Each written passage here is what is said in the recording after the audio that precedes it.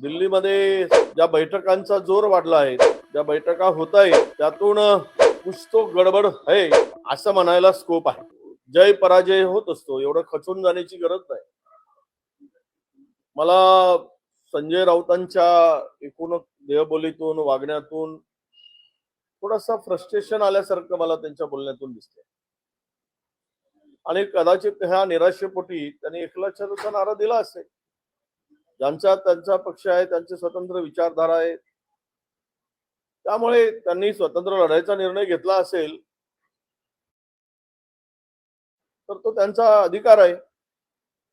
आघाडी म्हणून आम्ही एकत्रित लढण्यासाठी तयार आहोत, परंतु संजय राऊतांच्या भूमिकेच्या संदर्भात एकदा स्पष्टता आली की मग आम्ही आमचा निर्णय घेऊ.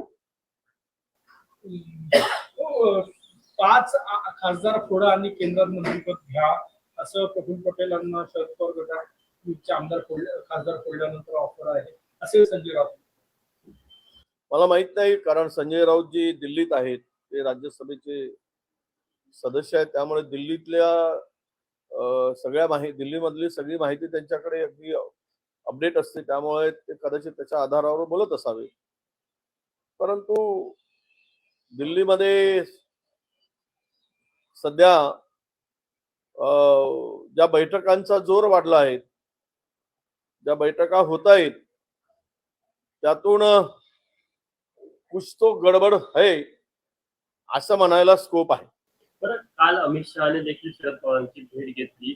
शरद पवारांच्या खासदारांचा एक गट हा अजित पवारांसोबत जायला तयार आहे, तर एक गट हा भाजपसोबत जायला तयार आहे, माहिती नाही. माझ्याकडे ती काही माहिती नाही. ज्या गोष्टीची माहिती नाही, सगळ्या चर्चा या निवडणुका झाल्या की होत असतात. तो महिना 2 महिने या चर्चा चालू असतात. हा इकडे जाणार, तो तिकडे जाणार, सत्तेमध्ये जाणार, याला काही फारसं महत्व देण्याची गरज नाही. आणि मला विश्वास आहे की आत्ताच्या सगळ्या परिस्थितीमध्ये पवार साहेबचे वर्ष एक पुरोगामी विचाराला धरून त्यांनी संपूर्ण आयुष्य घालवलं आहे. त्यामुळे त्यांनी कुठल्या तरी वेगळ्या दिशेनं त्यांचा जाण्यासंदर्भात अजिबात विचार करणार आहेत यावर आम्हाला पूर्णतः खात्री आहे. नाही, काही गडबडी बैठकांचा जोर म्हणजे काही पुढापुढींचं राजकारण. नेहमीप्रमाणे भारतीय जनता पक्षाला दुसऱ्याचे घर फोडणं, दुसऱ्याचे पक्ष फोडणं याशिवाय चैनच पडत नाही. त्यांना असुरी आनंद त्यामध्येच आहे.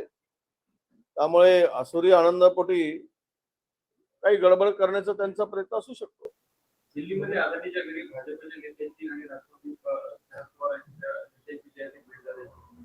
ही खबर आहे. आता मला काही तेवढं, मी त्यांच्या बैठका काय झाल्यात, कशासाठी झाल्यात, पवार साहेबांची भूमिका तर स्पष्टच आहे, पूर्वीपासूनच आहे.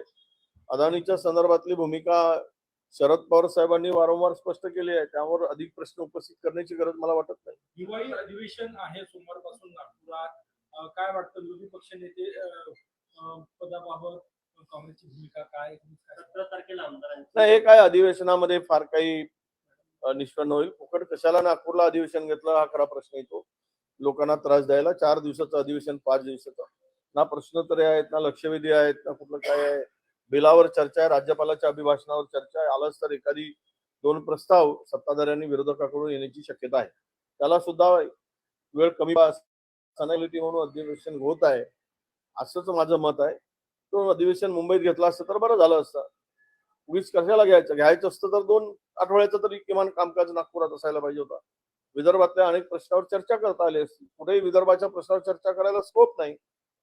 अशा या वांजोट्या अधिवेशनाला फार काही महत्व देण्याची गरज मला वाटत नाही. भाऊ, काल रमेश मित्तल यांनी दिल्लीमध्ये खासदारांची बैठक घेतली. 17 तारखेला ते आमदारांसोबत देखील नागपूरमध्ये भेट घेणार आहे. कुठेतरी प्रदेश नेतृत्व आणि इतर काही नियुक्त्या संदर्भात खांदे पाण्यात होण्याची चर्चा नाही. असं आहे, ज्यावेळेस आपण एखादी गोष्ट पुढे नेतो, लोकसभेच्या निवडणुका झाल्यात, सर्व श्रेय लोकसभेमध्ये प्रदेशच्या कडे गेलं. त्यामुळं जय आणि पराजय दोघांची जबाबदारी प्रदेशची असणारच. ज्यावेळेस पार्लमेंटच्या निवडणुका झाल्या तर त्याची जबाबदारी घेतली. तर असेंब्लीची सुद्धा पराजयाची जबाबदार व्यक्तीवरच येईल. त्यामुळे त्या संदर्भातली जी काही चर्चा आमचे प्रभारी करणार आहेत, त्या चर्चेमधून जो सूर निघेल त्यावर तो निर्णय दिल्लीमध्ये अपेक्षित आहे. चर्चा काय होते, कोण चर्चेमध्ये किती सहभाग घेतो, कोणाचं काय मत आहे, यावर सर्व निर्भर आहे.